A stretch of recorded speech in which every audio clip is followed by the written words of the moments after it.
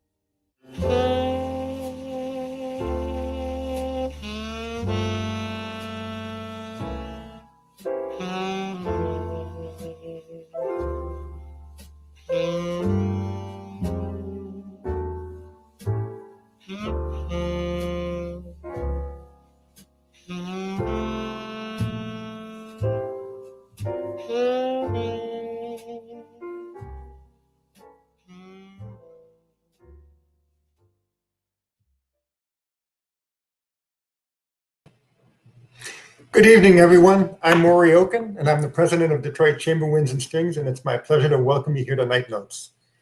It would be a lovely night to be at Hagopian, but I have to tell you, my den here is not a bad substitute, and I hope you're comfortable in your living room, and I can guarantee you that there's some wonderful music coming to you quite shortly. I want to begin by saying that, we've made it through 10 months now of pandemic, and there's a couple of things that have really both surprised and encouraged me. One is that our musicians continue to make great music and work hard in the community. We have a terrific performance tonight featuring the amazing principal oboist of the DSO, Alex Kinmonth, and a couple of his colleagues. So I've been really fortunate to see how musicians just want to make music. And at the same time, we've been incredibly fortunate that we have so many supporters who've helped make that music happen. I want to start by thanking some of those. These virtual Nightnotes concerts are sponsored by 3 of our board members, by Jane Conway, by Lynn Myers, and by Mary Brevard, who sponsored the series of Nightnotes, I should be clear. But this particular concert is sponsored by 2 old friends who many years ago made endowment gifts to the organization in memory of loved ones, Sue Boyce in memory of Carol Williams, and Nancy Jones in memory of her husband, Bert. And we're incredibly grateful for that support. So it comes to us in many ways, and the music comes to us in many ways, and we're so, I'm really mindful, even in the difficult times, how lucky we are to have this kind of music available to us in the community. Each of the artists, or at least Amanda, Blaikie, and Alex, are sponsored by different members of our audience as well. Alex is sponsored by our friends Gwen and Dick Bowlby, and Amanda is sponsored again by Mary Brevard. So a few things about tonight. We'll have a nice question and answer session with Alex at the end of the concert. You can type those in and they'll end up getting through to me. So please do that if you have some questions that you'd like to ask of Alex. He'll be joining us at the end of the concert. Finally, you'll probably notice that Amanda Blaikie looks different then than she did now. I can tell you with great satisfaction that her family is one daughter greater now than it was when this recording was actually recorded. So you'll notice that she looks more like she did a few months back than she does now, but she played beautifully then and she'll play beautifully now. So let's start with some music, the Gaubert, and you'll join me in welcoming Alex Kinmonth and Amanda Blaikie and Rudolf Ozolins.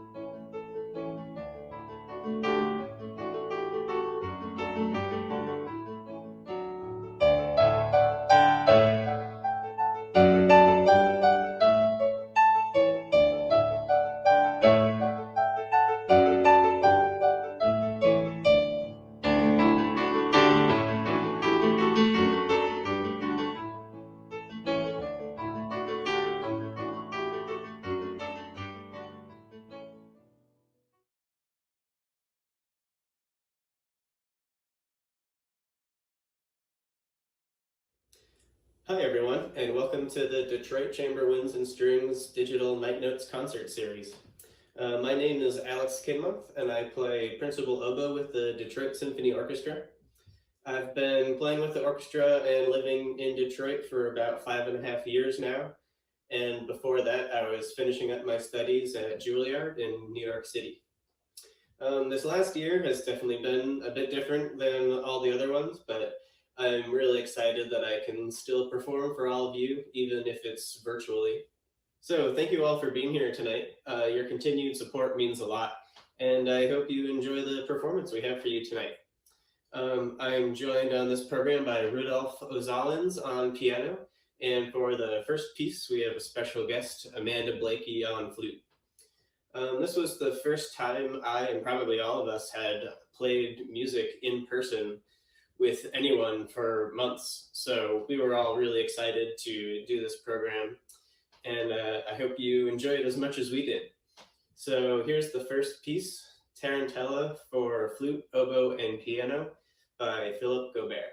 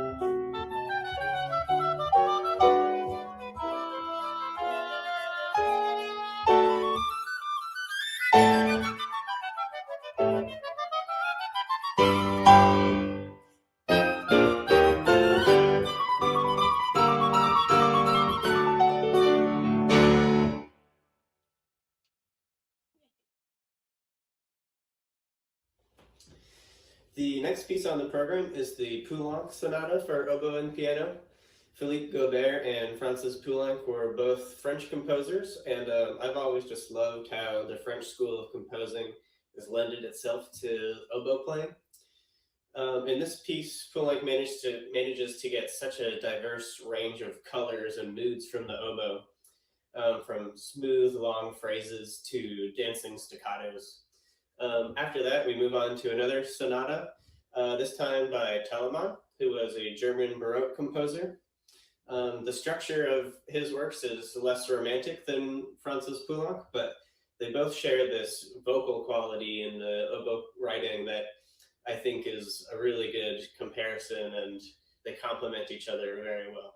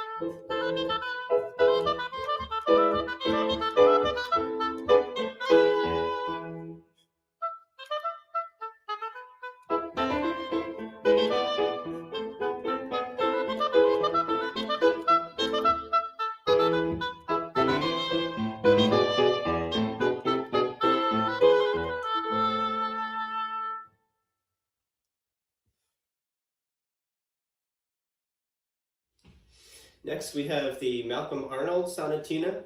Malcolm Arnold was a English composer who died recently in 2006, so that makes him the most modern composer on the program tonight.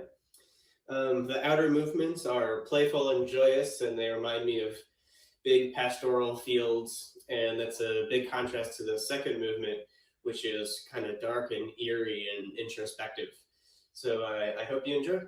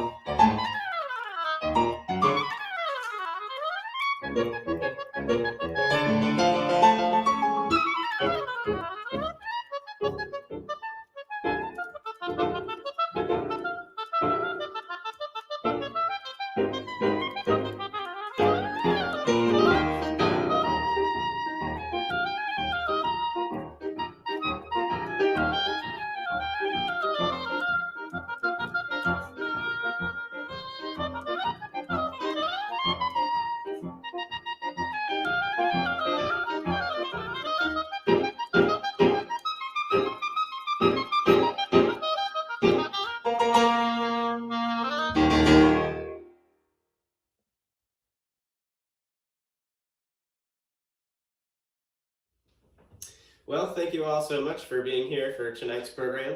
I hope you all enjoyed listening to it as much as I enjoyed performing it. To finish out the concert, we've got one more quick fun piece by Madeline Dring called Italian Dance.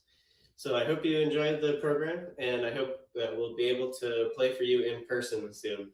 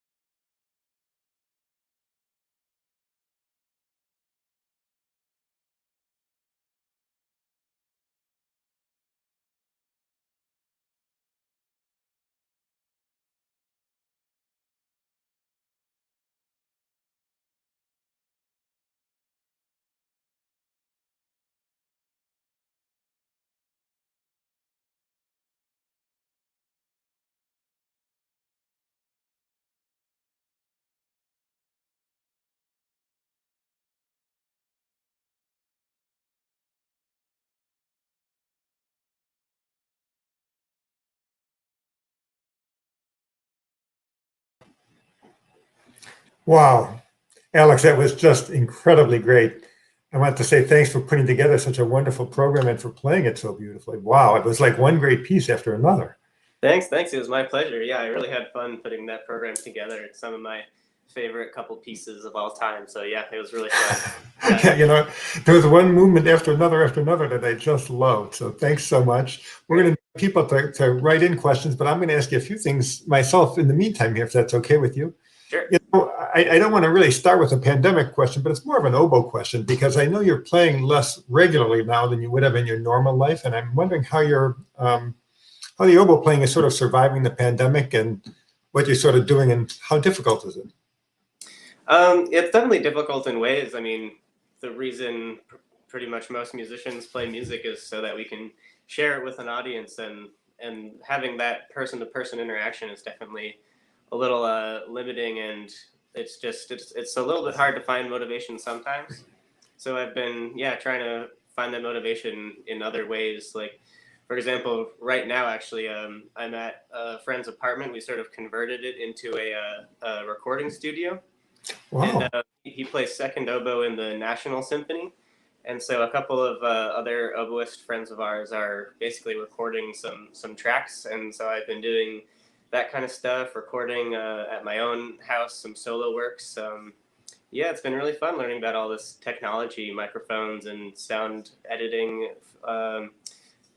software and all that like movie editing software. I've gotten good at that because sometimes we have to sort of play multiple parts and paste ourselves into recordings here and there. So it's opened a lot of doors actually for musical creativity that I sort of dabbled in high school, just sort of playing around. But it's been really fun actually. Yeah, I think it'll be interesting to see how the technology changes the field as we go forward because lots of young imaginations like yours are sort of going unfettered for the moment. It should be a great thing when we finally get back to whatever normal sort of feels like. Yeah. Go ahead.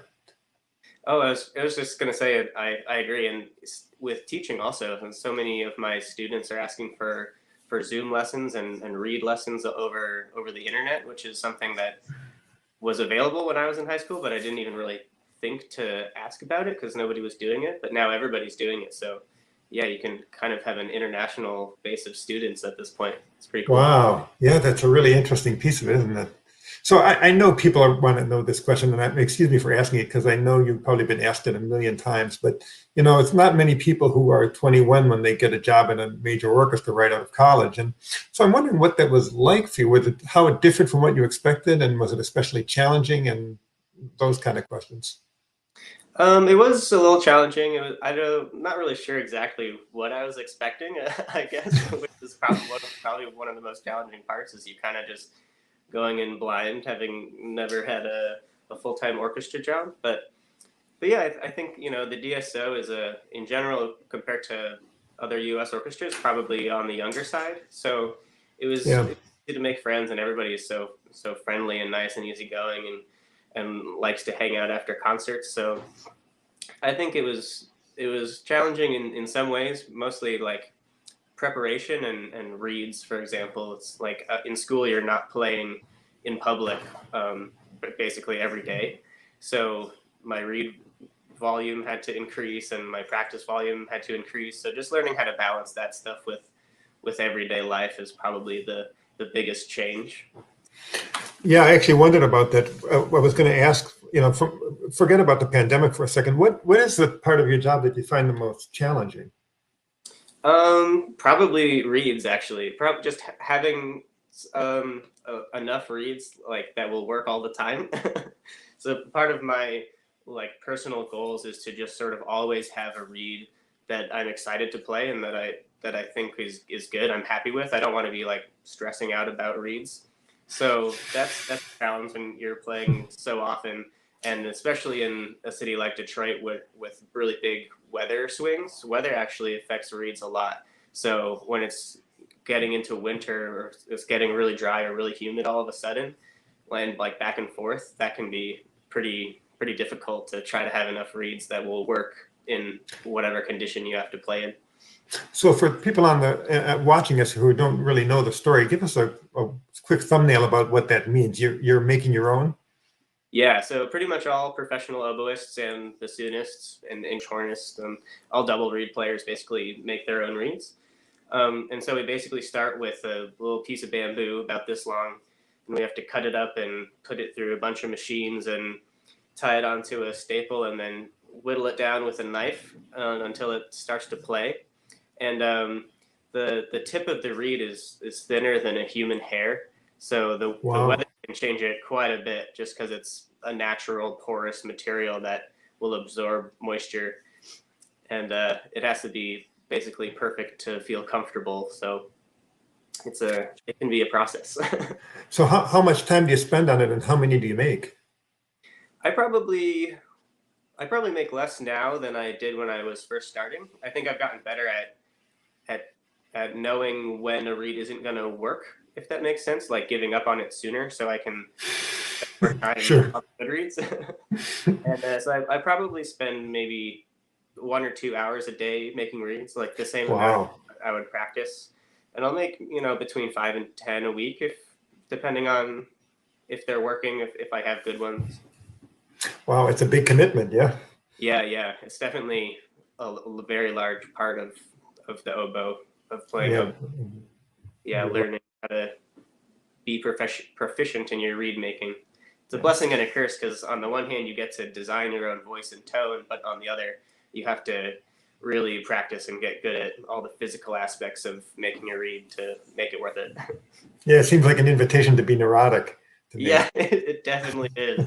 I mean, I have so many spreadsheets of information that people would think I'm crazy for writing down, even other oboists probably. So we have one of the questions that came in on the computer from my friend Nadine Delory, who's a wonderful cellist and married to the Hayden McKay from the DSO. And Nadine is from France, and she wrote that the sound of French oboists is different from U.S. players. Where does the difference come from? And is it a different instrument, different technique, different reeds? Tell us about that. It's probably mostly the reeds. They definitely play on different oboes, but I think oboe makers will sort of design their oboes around the reeds that their market wants to play. So in most of Europe, really, they play on what's called short scrape reeds. So they basically leave the bottom half of the reed as bark, the bark of the bamboo plant. And in America, we will scrape the entire reed, and it's just a different setup. So basically in Europe, their oboes will sort of contain their reeds so that they don't have to work as hard. And in America, the reeds will contain, all the physical things. So we're trying to get off the reed and let it vibrate as much, and the oboe will sort of provide the cushion. And in Europe, they want a really wild reed so that they can be really athletic, and then their oboes will balance that out and sort of dampen it and make everything really even. So I think the two styles are getting closer than they were maybe 20 years ago. But I think it's just balancing how certain players want their reeds to sound and feel. Yeah. So another person asked, do you have a favorite composer, and if so, whom?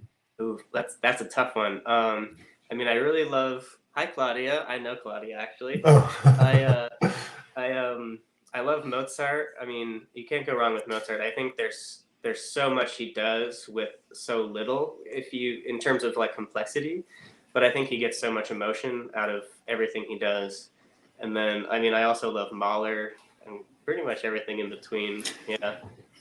Yeah, I think the concert, or the piece that I liked the most of the Mozart Festival the DSO did a few years ago was your oboe concerto, right? I thought that was so beautiful. Great, thank you. Yeah, I love it. I remember it actually quite well. So thank you for that. I'm curious. You also have a sort of a burgeoning chamber music career. And what about that gives you pleasure? And anything particular about that with Detroit Chamber Winds that you recall?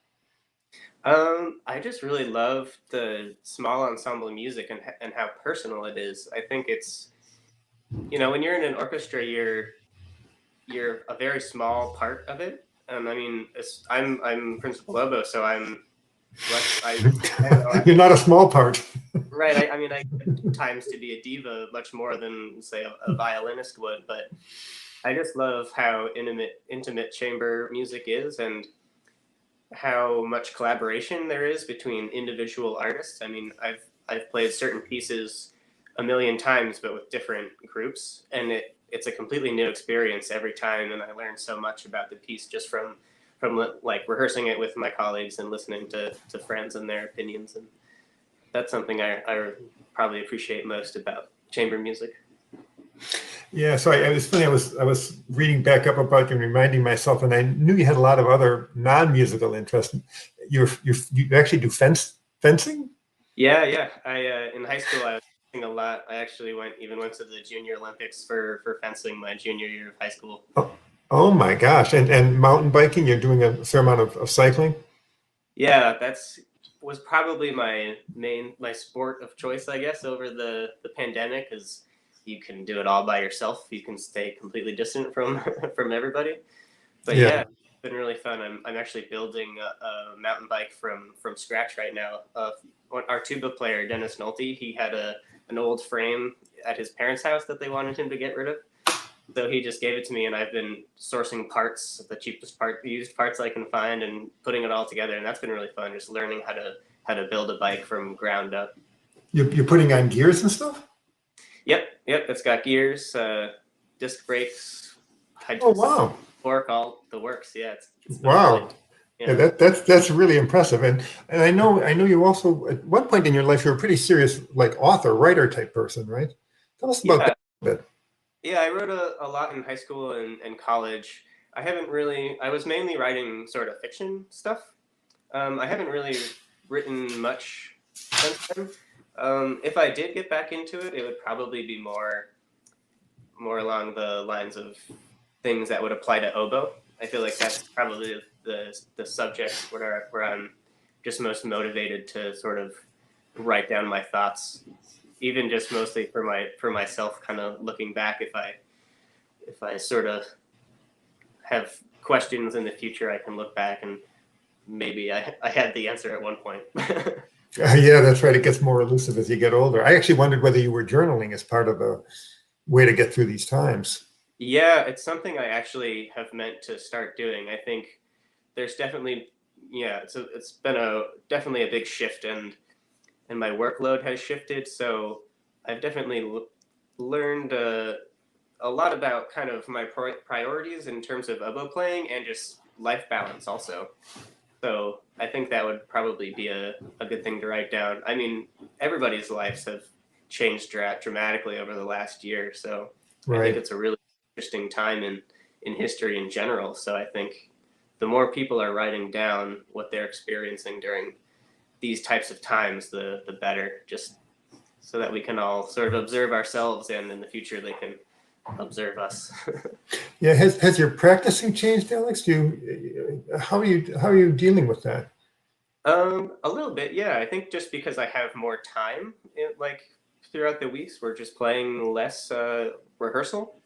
So I've been spending a lot more time on just really basic stuff, kind of like yoga for oboists, like long tones and just practicing stuff on just the reed in the mirror without the oboe at all, and trying to just really solidify kind of the base architecture for a good physical oboe playing, so that it's just as easy as possible for the rest of the day. Yeah, that's great. Actually, I was really shocked by how easy the technique sounded in the last piece or the second. But the passages that I'm talking about. I should say to people that this was not a recording session. That's really what Alex was playing without a million edits as part of it. So that was pretty amazing, especially coming back from having that long hiatus of not playing with people. Yeah, definitely. Was that hard? Yeah, a little bit. I think somewhat easier to come back after a long break when it's just two or three people, as compared to Oh, like that's organizing an entire orchestra. But it's still difficult. Like we were stuck in our own world for so many months, and we didn't really have to listen live to anybody while we were playing, if that makes sense. yeah. Yeah, one of the hardest parts about playing live music is being able to play your own part well and also listen to somebody else and fit them in together. Right. Yeah, I think that it always takes a bit of even after summer vacation or a week off in the winter or something, we'll come back and it'll take a minute to sort of reset everything and get on the same page. But, Yeah. with Rudolf and Amanda, it's so easy because we just basically think the same way about music. So it all just clicked right away, which was so satisfying after several months of hiatus.